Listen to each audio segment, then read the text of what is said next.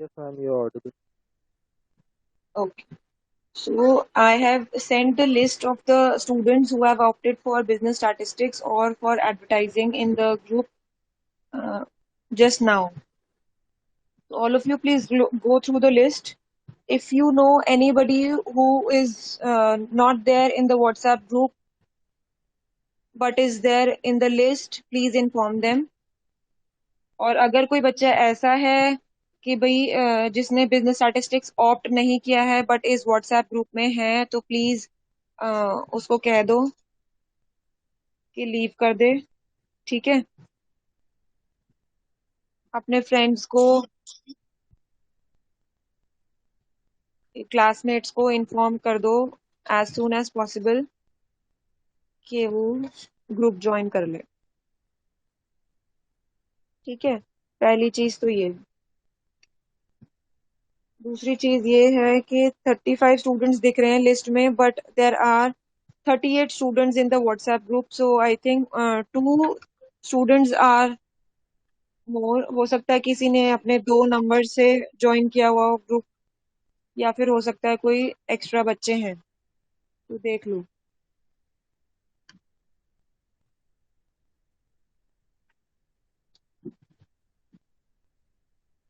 Now business statistics आप लोगों ने कितना पढ़ा हुआ है आप लोग एक बार मुझे बताइए। 11th 12th में आई थिंक आप लोगों ने बिजनेस स्टैटिस्टिक्स कहीं ना कहीं पढ़ा हुआ है थोड़ा बहुत। तो सब्जेक्ट और सिलेबस जो होते हैं ना कि they keep on changing every now and then, so please let me know कि how much statistics do you have uh, gone through। ये आपने measures of central tendency वगैरह किया हुआ है ना? Arithmetic mean, median mode, geometric mean, harmonic mean. ठीक है, Ajay Yadav is saying yes ma'am. Measures of dispersion भी आपने किया हुआ है, standard deviation, range, mean deviation, standard deviation, and then we have inter quartile range, quartile deviation, ये सब भी। तो बस यस मैम आप बताते जाना। ठीक है, उसके बाद we have moment skewness and kurtosis. This I think you must not have done in your class 11। Moments skewness kurtosis, No, have ma'am, you we done have. This chapter before? No, ma'am, we have. Okay fine, so this topic will be new for you. और ये थोड़ा सा ना थोड़ा confuse, इसके फॉर्मूले काफी lengthy होते हैं। कंसेप्ट अपने आप में इजी है, ठीक है, बट इसके फॉर्मूले और इसकी कैलकुलेशन जो है थोड़ी लंबी हो जाती है। थोड़ा सा कंफ्यूजिंग चैप्टर है, I am letting you know in the beginning only. इसके बाद वी हैव प्रोबेबिलिटी। तो प्रोबेबिलिटी भी आप लोगों ने ये बेस थ्योरम वगैरह किया हुआ है ना? यस मैम किया है। अच्छा, ठीक है। प्रोबेबिलिटी थोड़ी सी आपकी लेंदी होगी इस बार। अच्छा, ये किया हुआ है binomial distribution, Poisson distribution and normal distribution. Ma'am सिर्फ बाइनॉमियल डिस्ट्रीब्यूशन आया था बट 12th में, बाकी Okay, सब। so we'll be doing two another types of distribution also, Poisson and normal.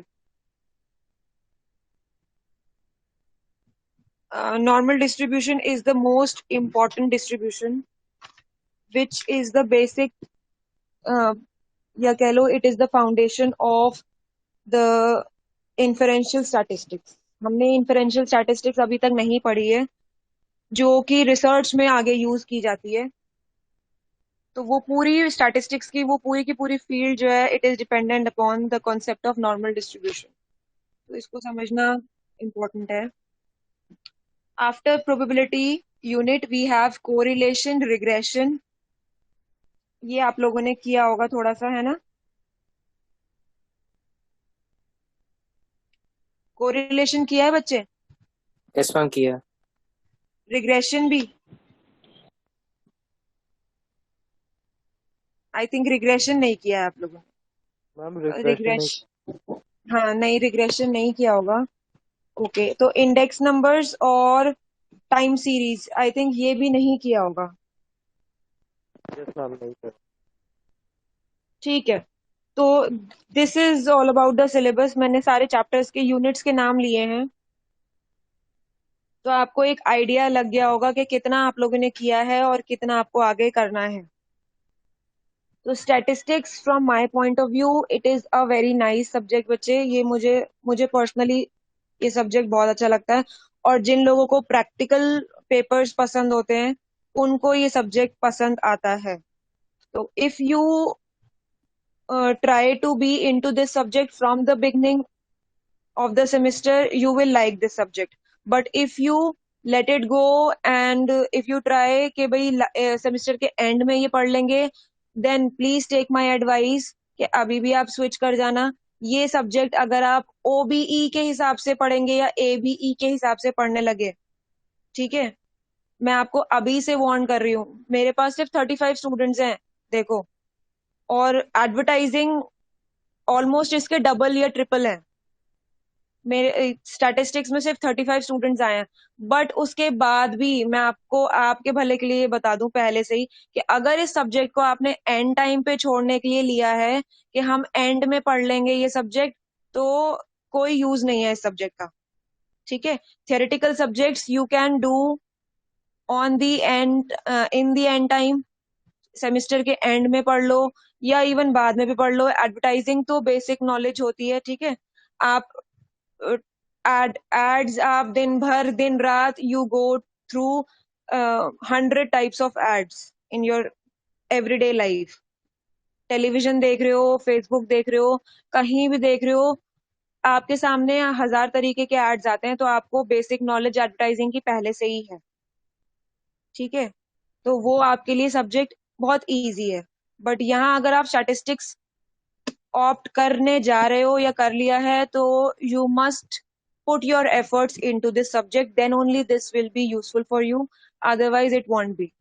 ठीक है, अभी आगे अब थर्ड ईयर है आपका, आगे जाके पोस्ट ग्रेजुएशन, उसके बाद आपको जॉब ढूंढनी होंगी। तो आपके जो फ्रेशर्स इंटरव्यूज होते हैं ना, जब वहां पे, क्योंकि आपको एक्सपीरियंस तो होता नहीं है, ठीक है, जॉब का एक्सपीरियंस तो होता नहीं है, तो वो जो फर्स्ट टाइम वाले इंटरव्यूज होते हैं they are all based on your subject knowledge, theoretical knowledge.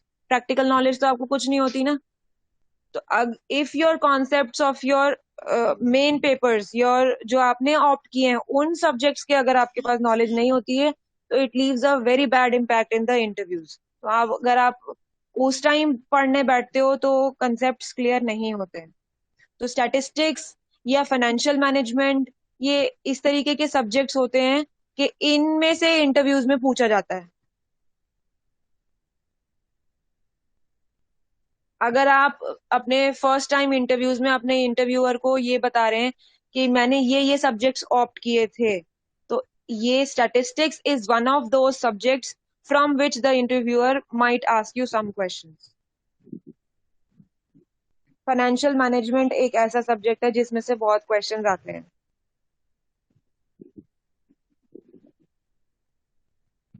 ठीक है, तो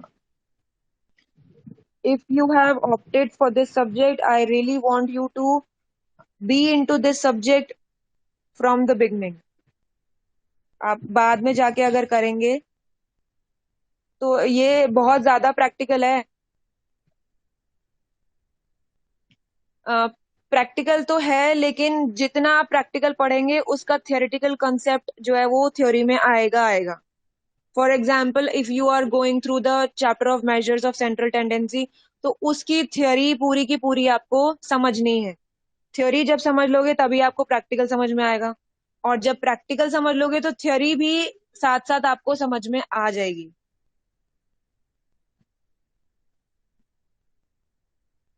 तो theory, practical is based on the theoretical concept, तो दोनों साइड बाय साइड चलेंगे।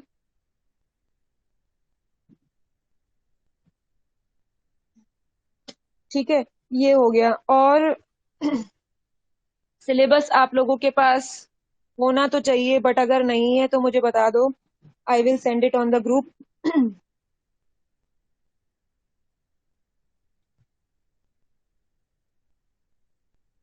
इसके बाद एक चीज और कि how will I take the classes. I am taking the classes with my mobile phone. So I'll be sending you the link for the class every day. ठीक है, या फिर ऐसा कर सकते हैं, either one of you takes the responsibility or any one of you can send the link on 9:25 AM. ठीक है, ये मैं इसलिए कह रही हूँ because when I am teaching you with my mobile phone and when I am using simultaneously using the pen tab for the practical questions, so switching off the screen might become difficult for me. ठीक है, जब मैं pen tab भी use कर रही हूँ और अगर मुझे बार बार आपको एंट्री देनी है तो I will be I need to switch my screen. ठीक है, from the screen of pen tab to the screen of the Google Meet. तो for this reason only I am asking you that any one of you can send the link of, जिसको जो भी alert हो जाए 9:25 तक, वो एक Google meeting का लिंक सेंड कर सकता है.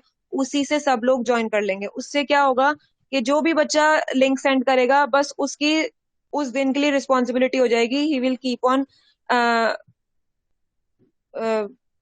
Giving the entry permission to all the other students. ठीक है, अदरवाइज अगर मैं लिंक सेंड करती हूँ तो मुझे एंट्री देनी पड़ेगी. अब देखो जैसे अभी तक बच्चे एंट्री ले रहे हैं, however it is 9:45.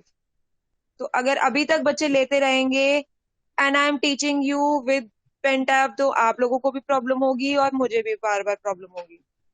तो ऐसा कर लेते हैं, 9:25 पे कोई भी बच्चा लिंक सेंड कर दे और उसी के थ्रू किसी एक बच्चे की रिस्पॉन्सिबिलिटी मैं दूंगी तो ऑब्वियसली वो बर्डन फील करेगा कि मुझे रोज करनी है क्लास. अगर उसको नहीं बाई चांस किसी दिन अटेंड करनी तो वो प्रॉब्लम उसको लगेगी. तो कोई भी बच्चा जो 9:25 पे सबसे पहले अलर्ट हो तो वो सेंड कर सकता है. ठीक है, so now Okay, we ma'am. Will be, हाँ, so now we will be starting with the subject business statistics. ठीक है, तो बिजनेस वर्ड लगा हुआ है तो इसका मतलब है,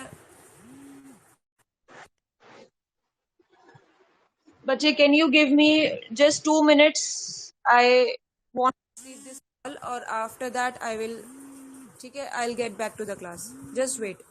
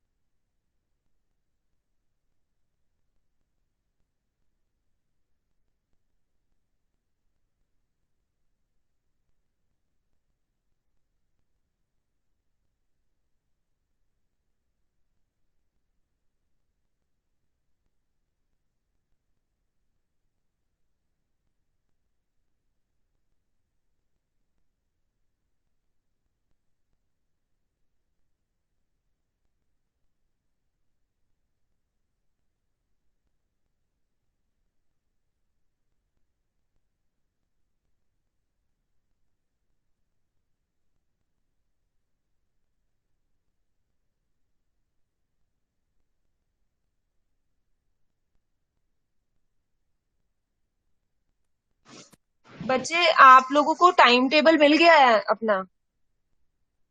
यस मैम, मिल गया। तो just tell me one thing, if you have a class कि भाई एक ही टाइम पे आपका एफएम भी आ रहा है और बिजनेस स्टैटिस्टिक्स भी आ रहा है, क्लास आ रहा है? No ma'am, no actually ma'am. Business stat से दिखा रहे हैं हमारे में, बट एफएम वाली मैम ने बोला that she take the class on 9:30. तो why didn't you tell me this? Ma'am we just got the message देखो, राइट थोड़ा सा नाउ. अलर्ट रहा करो, टाइम टेबल्स के लिए भी, अपने सिलेबस के लिए भी, और फैकल्टी से कम्युनिकेशन के लिए भी थोड़ा सा अलर्ट रहा करो। रीजन बीइंग कि सब कुछ ऑनलाइन हो रहा है तो थोड़ा बहुत डिस्टरबेंस इधर उधर हो सकता है। तो अगर दो फैकल्टीज के टाइम क्लैश हो रहे हैं, अभी नीलम मैम ने ही मुझे बताया कि उनका एफएम का टाइम था ये, तो but I will be continuing with my class. She will take your class at some other time today, और she might continue from tomorrow. But आप लोगों को ना थोड़ा सा ध्यान रखना चाहिए कि there shouldn't be any miscommunication between the faculties through you people. ठीक है? Ma'am, actually FM class is mentioned on 11:30 according to the timetable. 11:30 time table में है, तो एक Yes, काम करो, ma'am. आप लोग मुझे ग्रुप पे जरा सेंड करो your time table. I will forward it to Neelam ma'am also, Ma'am, we have and I already forward it. forwarded it to Neelam ma'am because we cannot attend our class and note us together. So we just left a message right now that ma'am, your class is clashing, and according to our timetable, it's 11:30. So we have just forwarded it. अच्छा, so please forward it to me also, और Okay, on the ma'am. Business chats group. ठीक है? I talk to Neelam ma'am. चलो, okay. So now we'll start with the subject business statistics. So अच्छा, एक चीज और कि भाई ऑनलाइन क्लासेस हैं, बहुत ज्यादा इंटरेक्शन हमारा नहीं हो पा रहा है. So you guys are the last batch जिसने थोड़ा बहुत फिजिकल अटेंड किया है. अदरवाइज आगे के दोनों बैचेस जो चल रहे हैं अभी हमारे साथ, उन्होंने ना हमें देखा है ना हमने उन्हें देखा है. तो इंटरेक्शन की बहुत बड़ी कमी है, तो कुछ कर नहीं सकते हम. But I want you all people to be really interactive during my classes, या बाकी सब क्लासेस में ही. सिर्फ ऐसा नहीं होना चाहिए, there shouldn't be only one sided communication कि मैं बोले जा रही हूँ. मैं अभी जो फर्स्ट ईयर के बच्चे आ रहे हैं, we are finding it really difficult to teach them, क्योंकि वो रिस्पॉन्स ही नहीं करते हैं कुछ, हम बोलते जाते हैं. तो I don't want you people to become like this कि भाई हम बोले जा रहे हैं, फैकल्टीज बोले जा रही हैं, वन साइडेड आवाज आ रही है, दूसरी साइड से कुछ आवाज ही नहीं आ रही है. तो ये आपके साथ एटलीस्ट नहीं होना चाहिए. तो अगर यस मैं मैम। क्वेश्चन, हाँ, तो if you have previous knowledge you should contribute it to the class. ठीक है? आपको कुछ अपनी तरफ से पता है तो मेरा तरीका यही रहेगा, क्योंकि ये सब्जेक्ट आप पहले से पढ़ चुके हैं. तो I will ask you first what you remember, then I will add my knowledge to you. ठीक है? तो अगर मैं स्टैटिस्टिक्स पढ़ाने जा रही हूँ, तो if I am going to define what is statistics, तो I will first ask you what do you know about statistics, then I will add. ठीक है? जिसको जितना पता है, कम पता है, ज्यादा पता है, कुछ भी पता है, जो भी what ever you know about any concept, you must contribute. ठीक है? एक वर्ड भी अगर आपको पता है उससे रिलेटेड तो आप बोलेंगे. नहीं भी बोलना चाहते हो, अगर if you don't want to switch on your mic, you must put a message on the chat box. ठीक है? तो इसी तरीके से हम पढ़ेंगे, अदरवाइज बहुत ज्यादा मोनोटनस हो जाता है जब फैकल्टी बोलती रहती है और दूसरी साइड से कोई आवाज नहीं आती. ठीक है? So the first concept of this subject is statistics, the word statistics. So I want to know what do you know about this word. क्या यूज करते हैं statistics, क्या चीज होती है? तो अब आप लोग बताइए, what do you know? Even if you want to Google ना, तो I am giving you this permission. ठीक है? फैकल्टीज मना करते हैं कि भाई गूगल मत यूज करो, आपको जो पता है वो बताओ.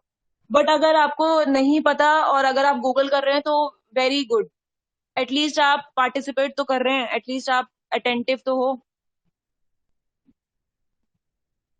ओके, क्या क्या है?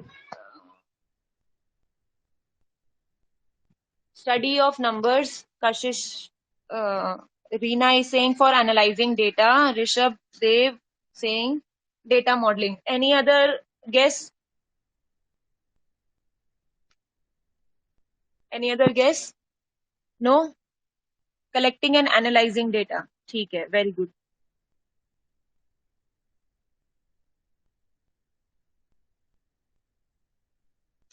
ठीक है, तो ये using past data for future predictions, graphical representation of data. Okay, all of your answers are good, but they are not complete. ठीक है? Obviously, because you are answering in just 1 or 2 words. हाँ जी, तो statistics जो है, जब हम इसको define करते हैं तो it can be defined in 2 senses.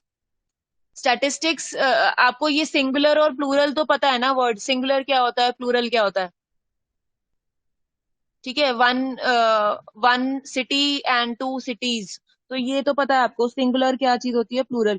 तो statistics भी हम एक singular sense में use करते हैं और एक plural sense में use करते हैं. ठीक है, तो जब सिंगुलर सेंस में हम यूज करते हैं तो it is defined as a body of knowledge which is developed for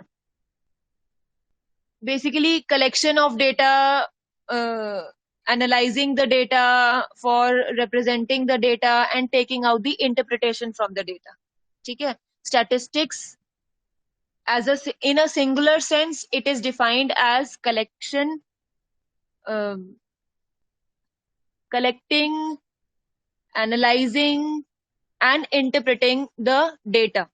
ठीक है, तो ये जो हम स्टैटिस्टिक्स सब्जेक्ट पढ़ने जा रहे हैं, ये पूरा सब्जेक्ट, क्योंकि एक सब्जेक्ट है आपका, इस तरीके से समझो इसको, एक सब्जेक्ट है आपका, दूसरा सब्जेक्ट एडवर्टाइजिंग है, थर्ड सब्जेक्ट एफएम है, फोर्थ सब्जेक्ट इनकम टैक्स है, तो एक सब्जेक्ट जो आप पढ़ने जा रहे हो वो स्टैटिस्टिक्स है. तो it is a separate body of knowledge. So in singular sense, it is a systematic body of knowledge which is developed for a specific purpose. और वो purpose क्या है? भाई data collect करो, उसको systematically arrange करो, then उसको analyze करो और graphically represent करो, and then you take out the interpretation from that data. So all this process is called statistics. Fine. अब बात आती है प्लूरल सेंस में. क्या प्लूरल सेंस में क्या चीज है? प्लूरल सेंस में समझने के लिए ये जो डेटा है, जो वर्ड डेटा हम यूज कर रहे हैं यहाँ पे, इसको अपने आप में स्टैटिस्टिक्स कहते हैं. ठीक है, for example if you have a data related to production of wheat in Chandigarh, ठीक है, तो this data can also be called as statistics. ठीक है, न्यूज़पेपर्स में आपको ये वर्ड बहुत ज्यादा मिलेगा, या न्यूज में जहां पे स्टैटिस्टिक्स की बात होती है. इलेक्शन कैंपेन में स्टैटिस्टिक्स बहुत वर्ड यूज होता है, या स्टॉक मार्केट का डेटा, उसको हम स्टैटिस्टिक्स कहते हैं. तो कोई भी डेटा जो होता है which is a set of numerical figures, ठीक है, it is called statistics. So in plural sense it can be defined as a set of numerical figures.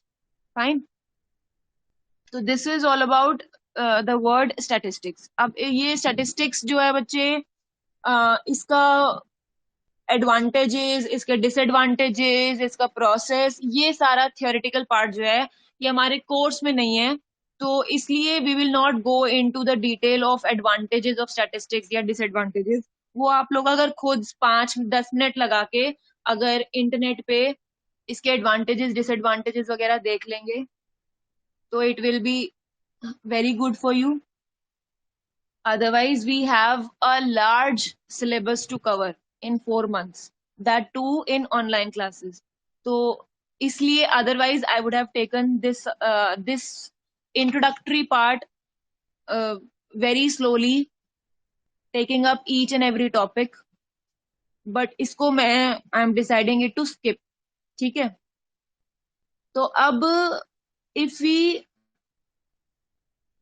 discuss statistics as a subject या as a field of knowledge, तो it can be divided into 2 parts. ये भी हमारे syllabus में नहीं है. Statistics के types जो हैं ये भी हमारे सिलेबस में नहीं है, but still I want you to know what are the types of या what are the categories of statistics. Categories of statistics में बच्चे there are two broad categories, theoretical statistics and applied statistics.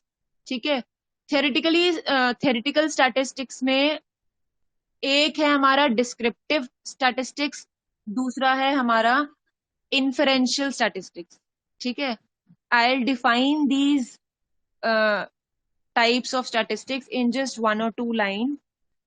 अच्छा, book अभी मैं बता देती हूँ. Class over होते होते अराउंड 10, 20, 25 पे मैं I let you know the name of the book. अभी हम पढ़ लेते हैं. ठीक है, अच्छा है आपने मुझे याद दिला दिया. I forgot to tell you the book. हाँ जी, थियोरेटिकल स्टैटिस्टिक्स में we have descriptive statistics and inferential statistics. Descriptive statistics में बच्चे वो सारी नॉलेज या वो सारा स्टैटिस्टिक्स का वो वाला पार्ट आ जाता है which is related to collection, classification, diagrammatic presentation and then calculating the average, dispersion, correlation, regression. मतलब कि जितना हम इस सब्जेक्ट में पढ़ने जा रहे हैं ना बच्चे, वो सारा का सारा डिस्क्रिप्टिव स्टैटिस्टिक्स हम पढ़ेंगे. मतलब कि पहले डेटा कलेक्ट किया, उसको अरेंज किया टेबल्स में, देन उसको ग्राफ्स में रिप्रेजेंट किया, देन उस डेटा का मीन, मीडियन, मोड वगैरह फाइंड आउट किया, देन उसका डिस्पर्जन फाइंड आउट किया या कोरिलेशन, रिग्रेशन अप्लाई किया. ठीक है, तो ये सारा जो हो जाता है ये होता है हमारा descriptive statistics. What about inferential statistics? Inferential statistics बच्चे it is all about sampling and population. ठीक है, एक बहुत बड़ी कोई पॉपुलेशन है जिसका हमें स्टैटिस्टिक्स फाइंड आउट करने हैं. फॉर एग्जाम्पल एक कंपनी है जो एक नया प्रोडक्ट लॉन्च करने वाली है. ठीक है, तो नया प्रोडक्ट लॉन्च करने के लिए वो अपने सैंपल्स डिस्ट्रीब्यूट करती है. फॉर एग्जाम्पल एक नया कोई ऑरेंज शेक है जो उसने बनाया है, उसको लॉन्च करना है. फाइन, तो उसको ये टेस्ट करना है कि भाई ये orange shake will it be a success for the company और नॉट. तो वो उसके पास एक क्या रास्ता है कि वो कुछ सैंपल्स डिस्ट्रीब्यूट करे कुछ मेजर सिटीज में कुछ लोगों को. फाइन, उसके बाद वो डिसाइड करेगा कंपनी कि भाई ये ऑरेंज शेक लॉन्च करना है या नहीं करना. तो जब उसने सैंपल्स डिस्ट्रीब्यूट किए कुछ लोगों को कुछ सिटीज में ऑल ओवर इंडिया, एक एक को तो नहीं डिस्ट्रीब्यूट कर सकता. It will be a very hectic process, very lengthy, very costly and very time consuming process. कि अगर वो डिस्ट्रीब्यूट करे पूरी पॉपुलेशन को, तो पॉपुलेशन को डिस्ट्रीब्यूट करने के बजाय उसने क्या किया, कुछ लोगों को कुछ मेजर सिटीज में डिस्ट्रीब्यूट किया और उनके रिव्यूज लिए. अब ये जो कुछ लोगों को डिस्ट्रीब्यूट किया था, ये लोग क्या थे, सैंपल थे, और पूरी की पूरी जो उसका मार्केट है कंपनी का, वो उसके लिए क्या था, पॉपुलेशन था. तो what is inferential statistics? It is all about taking the data from a sample, not from the population. ठीक है, पूरी की पूरी पॉपुलेशन क्योंकि बहुत बड़ी होती है, इसलिए पूरी पॉपुलेशन को ना कवर करते हुए आपने कुछ लोगों से सैंपल कलेक्ट किया और उस सैंपल के बेसिस पे we are taking decisions for the population. तो जो लोगों को डिस्ट्रीब्यूट किया था उनके रिव्यूज लिए और उनके रिव्यूज के बेसिस पे आपने ये डिसाइड किया by using various scientific methods, correlation, regression, mean, median, mode, dispersion, जो भी आपने अप्लाई किया, लेकिन आपने सैंपल पे अप्लाई किया, not on the population. So inferential statistics is all about taking the information from the sample and then taking your decisions based on the sample data. ठीक है, and you are taking the decisions for the population. तो आप infer कर रहे हैं. infer करने का मतलब है आप कुछ imply कर रहे हैं. ठीक है, तो statistics sample के basis पे आप population के बारे में infer कर रहे हैं. ठीक है, that is why this is called inferential statistics.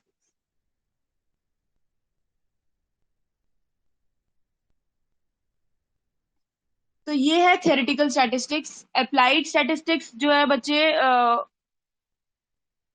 It is all about the application of statistical methods to practical problems. जैसे कि आप सैंपल सर्वे, अच्छा ये जो अभी मैंने सैम्पलिंग की जो बात की कि भाई कुछ लोगों को डिस्ट्रीब्यूट करना है अपने सैंपल्स, तो वो कौन लोग होंगे, कौन सी सिटीज होंगी, कहाँ जाके कैसे लोगों को आप डिस्ट्रीब्यूट करेंगे, ये भी तो आपको डिसाइड करना है। तो this is an example of applied statistics. ठीक है, ये जो आपका एक पर्टिकुलर काम था कि आपने डिसाइड किया कि कौन हमारा सैंपल होगा, कौन से लोगों को जाके डिस्ट्रीब्यूट करना है, कैसे डिस्ट्रीब्यूट करना है, तो दिस इज अप्लाइड स्टैटिस्टिक्स। ठीक है, this is also we are not going to study, we in our syllabus we will be covering only the descriptive statistics. ठीक है, तो ये आई want you to know the types of statistics although it is not in our course।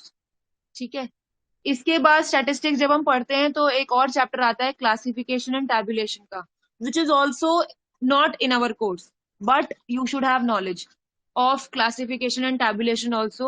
So I am just covering what is classification, yeah, what are the types of classification. Why? Because the types of classification is used in the entire course, but वो syllabus में नहीं। जब types of classification अपने आप में syllabus में नहीं है, लेकिन हाँ टाइप्स ऑफ सीरीज आगे हर जगह यूज होगा, and according to the types of series you will need to use different formulas. ठीक है, तो क्लासिफिकेशन क्या होता है बच्चे? क्लासिफिकेशन इज,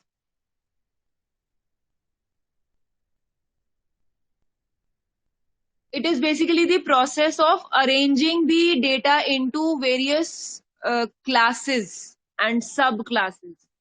ठीक है, अब फॉर एग्जाम्पल हमारा कॉलेज है, इसमें इतने सारे स्टूडेंट्स हैं, एटलीस्ट 2-2,500 स्टूडेंट्स होंगे, नहीं होंगे, I don't know if I M correct with the figure, but let us से कि ये वी हैव अराउंड 2,000 स्टूडेंट्स। तो 2,000 स्टूडेंट्स को एक साथ अगर आप डाल दोगे एक MS एक्सेल शीट में, तो सोच के देखो 2,000 स्टूडेंट्स का डेटा अगर एक साथ आ जाए तो प्रॉब्लम होगी कि नहीं होगी? बट अगर हम उसको क्लासिफाई कर दें according to courses and according to batches या अकॉर्डिंग टू ईयर्स, तो obviously we will find it easier to analyze the data. ठीक है, कि भाई बीकॉम ऑनर्स के इतने बच्चे हैं, बीकॉम प्रोग्राम के इतने बच्चे हैं, हिस्ट्री ऑनर्स के इतने हैं, पॉल साइंस के इतने हैं, तो और उनकी परसेंटेजेस क्या है, बीकॉम ऑनर्स वाले बच्चे कितना परफॉर्म करते हैं, उनका एवरेज क्या है मार्क्स का, पॉलिटिकल साइंस वाले कैसा परफॉर्म करते हैं, उनका क्या एवरेज है। तो ऑब्वियसली क्लासिफिकेशन का ऑब्जेक्टिव क्या है? क्लासिफिकेशन का मेजर ऑब्जेक्टिव ये है कि भाई उसको एक तो जो बहुत बड़ा मास ऑफ डेटा है उसको कंडेंस्ड फॉर्म में लेके आना। ठीक है, और to make it easier for comparison. ठीक है, तो I am not going into too much detail of every concept, but लेकिन आपको ये वर्ड्स और इनका थोड़ा बहुत मीनिंग और ऑब्जेक्टिव्स पता होने चाहिए। That is why I am just going through it, बहुत ही शॉर्ट में मैं आपको बता रही हूँ। तो क्लासिफिकेशन आपको समझ में आ गया। क्लासिफिकेशन के बाद I just want to go through the types of statistical series. Statistical series देखो बच्चे, इट कैन बी ऑफ, अच्छा अब now just give me 2 minutes, I am attaching my pen tab, just 1 minute।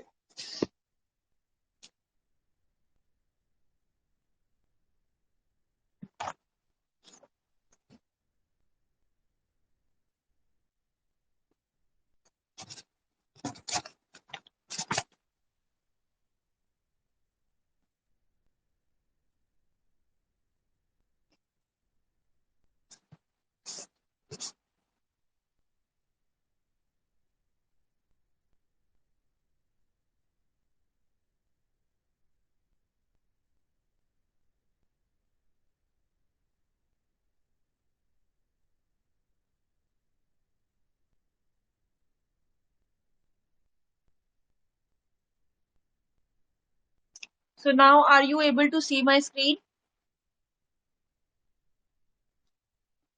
Now Yes, don't, ma'am. Yes, ma'am. don't say yes ma'am or no ma'am in the chat box now, because I have switched my screen to this paint application. ठीक है, अब हम बात करें statistical series की. सो ये बहुत सारी अलग अलग टाइप्स ऑफ सीरीज हैं थ्योरेटिकल बेसिस पे, बट हम उसकी बात नहीं कर रहे हैं. जो हमारा यूज है जिसके लिए, हम उसकी बात कर रहे हैं. दैट इज क्वांटिटेटिव सीरीज की हम बात करेंगे. Quantitative series can be of 3 types. एक तो होता है बच्चे इंडिविजुअल सीरीज,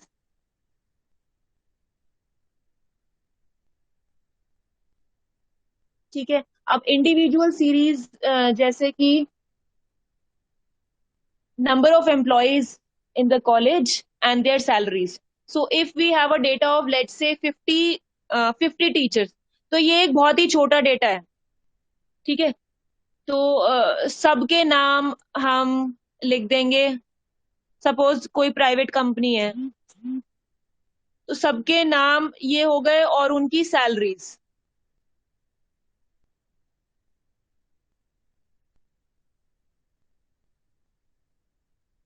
ठीक है, तो this is an example of individual series. तो एक मंथ का अगर हम डेटा देते हैं कि भाई सैलरी का डेटा है, तो ये छोटी सीरीज है एम्प्लॉयज की, तो इसलिए हमने इसको इंडिविजुअल सीरीज के फॉर्म में रख दिया. बट लेट अस से कि एक सर्वे हुआ 150 हाउसेस का, ठीक है,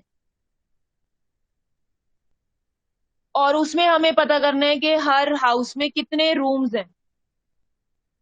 ठीक है, क्या बोला मैंने कि there has been a survey of let's say 150 houses and we want to know how many rooms are there in each house. ठीक है, तो किसी रूम में बच्चे 2 होंगे, 3 होंगे, 4 होंगे, 5 होंगे, 6 भी हो सकते हैं,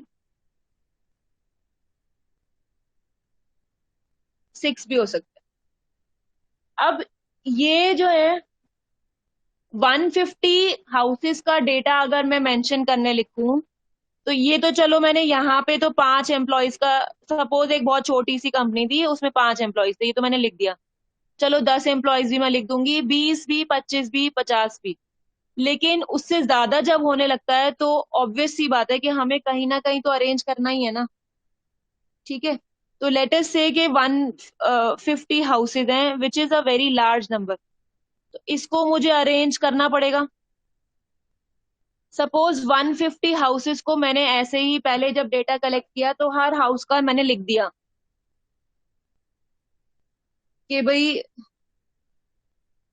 फर्स्ट हाउस में 5 रूम्स थे, सेकेंड हाउस में 4 रूम्स थे, थर्ड हाउस में फिर 5 रूम्स थे, फोर्थ हाउस में 3 रूम्स थे, फिर 2, 1, 6. इस तरीके से अगर मैं डेटा बनाते जाऊं 150 का डेटा आ जाएगा मेरे पास, which is a very large data first and which will be very difficult to analyze second.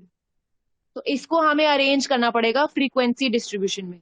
So we here individual series is not useful. ठीक है, individual series is first type of quantitative series. But इसको जब हमारे पास इतना बड़ा data आ जाता है, so we need to arrange it in frequency distribution. So जब फ्रीक्वेंसी डिस्ट्रीब्यूशन की हम बात करते हैं, तो second type of series is discrete series या discrete frequency distribution भी हम कह सकते हैं इसे. ठीक है, तो discrete frequency distribution ये 150 हाउसेस का डेटा है. discrete frequency distribution कैसे बनाते हैं कि भाई लेट से 60 हाउसेस में 2 रूम्स हैं, 30 हाउसेस में 3 रूम्स हैं, 10 हाउसेस में 4 रूम्स हैं, 5 हाउसेस में 5 रूम्स हैं, और 60, 90, 100, 105 चलो इसको 25 कर लो, 120, और 30 हाउसेज में 6 रूम्स हैं, ठीक है। तो this is an example of discrete frequency distribution. हमने क्या किया, हमने ये वाली जो थी ये इंडिविजुअल सीरीज थी, ये भी इंडिविजुअल सीरीज थी, लेकिन जब हमने इस इंडिविजुअल सीरीज को इस तरीके से अरेंज कर दिया कि भाई नंबर ऑफ रूम्स हमने लिख दिए एक कॉलम में, और वो रूम्स कितने हाउसेज में है जब ये मेंशन कर दिया, तो it has become discrete frequency distribution, ठीक है। Why I am going through types of series, because in types of series के अकॉर्डिंग आपके सारे फॉर्मूलाज जो हैं वो चेंज हो जाएंगे, मीन मीडियन मोड के भी और आगे डिस्पर्जन के भी। तो डिस्क्रीट फ्रीक्वेंसी डिस्ट्रीब्यूशन अगर आपको याद हो कि टैली मार्क्स लगा के बनाते हैं, क्योंकि आपने किया हुआ है, आपको याद होगा। I am not going into the detail because it is not in the syllabus, और हमें टैली मार्क्स का कोई क्वेश्चन आने वाला भी नहीं है, बट आपको याद जरूर होगा कि टैली मार्क्स यूज करके we use to make discrete frequency distribution.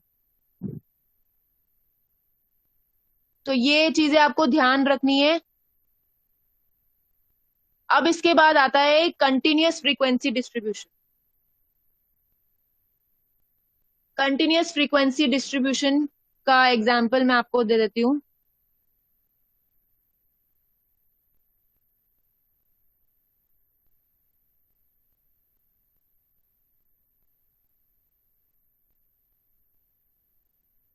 Continuous frequency distribution is like this, जिसमें हमारे पास क्लास इंटरवल्स होते हैं और फ्रीक्वेंसी होती है। So class intervals, let's say 30 to 39, 40 to 49, 50 to 59, 60 to 69, and so on, up to 99. Frequency आप कुछ भी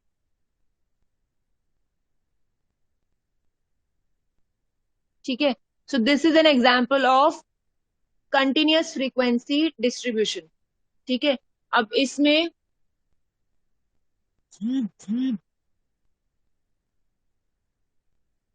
सॉरी, इसको हम कहते हैं ग्रुप फ्रीक्वेंसी डिस्ट्रीब्यूशन, ठीक है। ग्रुप्ड फ्रीक्वेंसी डिस्ट्रीब्यूशन, ये पर्टिकुलर जो है हमारा कंटिन्यूअस नहीं है, क्योंकि हमारे क्लास इंटरवल्स जो हैं वो देख रहे हो चेंज हो रहे हैं। आपको आई थिंक आपने ये पढ़ा हुआ है और आपको ये याद भी होगा। कंटिन्यूअस फ्रीक्वेंसी डिस्ट्रीब्यूशन तब होता है अगर it would have been 30 to 40, 40 to 50, 50 to 60, 60 to 70 and so on 90 तक। तो इसमें क्या है, अपर limit of the first class interval will become lower limit of the next class interval, ठीक है। 50 जो है सेकेंड क्लास इंटरवल की अपर लिमिट थी, बट थर्ड क्लास इंटरवल की लोअर लिमिट थी। सिमिलरली 60 और 60 ये सेम है। तो upper limit of any class interval will become lower limit of the succeeding या next class interval. So this is continuous frequency distribution, ठीक है। तो अब यहां से हम ऐसी टेबल, ऐसे क्लास इंटरवल से ऐसे कैसे बना सकते हैं, इसका बस मैं फटाफट से बहुत शॉर्ट में बताऊंगी आपको। अगर आगे मेजर्स ऑफ सेंट्रल टेंडेंसी में जहां जहां क्वेश्चंस आएंगे वहां तो हम डिटेल में करेंगे ही। तो यहाँ पे I am just giving you an idea what do we do here to make it continuous. Ma'am, we can add and subtract 0.5. हाँ, वेरी गुड, ठीक है। तो 40 माइनस 39 डिवाइडेड बाय 2, ठीक है। तो ये हो गया आपका 1 डिवाइडेड बाय 2। तो ये 0.5 जो है आपको अपर लिमिट्स में ऐड करना है और लोअर लिमिट्स में सबट्रैक्ट करना है, ठीक है। अपर लिमिट्स में ऐड करना है मतलब कि ये 39, 49, 59, 69 में तो ऐड कर दो, और यहाँ आप ये सबट्रैक्ट कर दो 40, 50, 60 में से। तो it will become 39.5 here also and here also. तो 49.5 यहाँ भी आ जाएगा, 49.5 यहाँ भी आ जाएगा।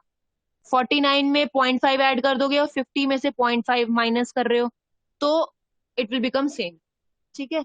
आई am just giving you very short introduction. तो अभी हमें इतने की ही जरूरत है। आगे जहां जहां क्वेश्चंस आएंगे वो हम अकॉर्डिंगली सॉल्व कर लेंगे।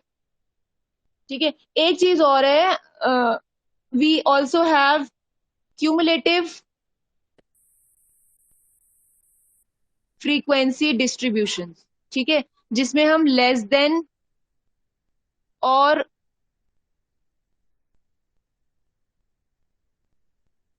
Please bear with my handwriting, I am not very use to use pen tabs and all. तो भाई अभी आदत नहीं पड़ी ऐसे लिखने की, तो अगर आपको नहीं अगर मेरे वर्ड्स लेजिबल ना लगे, आपको मतलब समझ में नहीं आ रहे हैं, तो आप पूछ लेना। क्यूमुलेटिव फ्रीक्वेंसी डिस्ट्रीब्यूशंस कैसे होते हैं? लेस देन और मोर देन के फॉर्म में। For example, less than 10, less than 20, less than 30, less than 40। ये भी हम इसके भी क्वेश्चंस जहां जहां आएंगे वो हम कर लेंगे।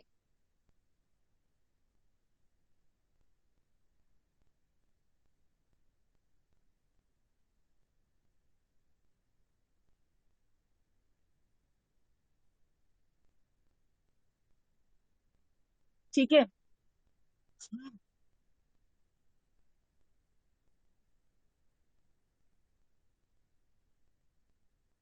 इसके बाद बाय वेरिएट मल्टी ये सब की जरूरत नहीं है। And we don't need to do tabulation and all. जो टेबल्स वगैरह और उसके पार्ट्स वगैरह हम पढ़ते हैं स्टैटिस्टिक्स में, उसकी भी हमें जरूरत नहीं है। टेबुलेशन के बाद this chapter is done. So basically I have covered today the first and second chapter of the book, which is not there in your syllabus. We are in the syllabus they have started directly from the third chapter, measures of central tendency. तो ये measures हम central tendency के कल से शुरू करेंगे। and I really want you all to study the subject very deeply, क्योंकि आपने अगर लिया है तो ये सोच के ही लिया होगा। मैंने आपको ओरिएंटेशन में भी बताया था कि ये सब्जेक्ट आगे बहुत यूजफुल है। जिस पर्पस के लिए ये सब्जेक्ट पढ़ा जाता है उस पर्पस के लिए बहुत यूजफुल है। ठीक है, बाकी सब्जेक्ट्स ऐसे होते हैं जैसे एडवर्टाइजिंग है कि अगर आपने अभी नहीं भी पढ़ा, बाद में भी पढ़ लिया तो भी आपको समझ में आ जाना है। बट ये अगर आपने रिसर्च पर्पस के लिए लिया है तो ये आपको अभी से पढ़ने की जरूरत। ठीक है, तो आज की क्लास में बस इतना ही। And ma'am, please tell the book also. हाँ जी, बुक है एक तो S.C. गुप्ता है। अच्छा, एक मैं आपको कल तक बताती हूँ बुक। एक S.C. गुप्ता तो है ही, sorry S.P. Gupta. S.C. Gupta मत लेना, मैं कल आपको बताऊंगी बुक देखकर। But S.C. गुप्ता मत लेना। S.C. गुप्ता तो थोड़ा हायर लेवल और अप्लाइड स्टैटिस्टिक्स के लिए हो जाती है। It is S.P. Gupta for you. एक तो ये है, और एक दो नाम पता करके मैं और बता दूंगी। ठीक है, I am currently having R.S. Bhardwaj, but इसका मेरे पास कल ही आई है ये बुक, तो इसको मैं एक बार देख लूंगी इसका कंटेंट कैसा है, क्वेश्चंस कैसे हैं। तो with in 1 or 2 days I will let you know which book you should refer. इसको भी, ये जो बुक नहीं आई है मेरे पास, इसको भी मैं देख लेती हूँ। बाकी S.P. गुप्ता तो है ही है, वो तो लेते ही हैं बच्चे। और भी एक दो बुक्स अगर आप जानना चाहते हैं तो मैं आपको 1-2 दिन में बताऊंगी। Okay, ma'am. ओके, सो अभी मैं आपको I am giving you the link for the attendance.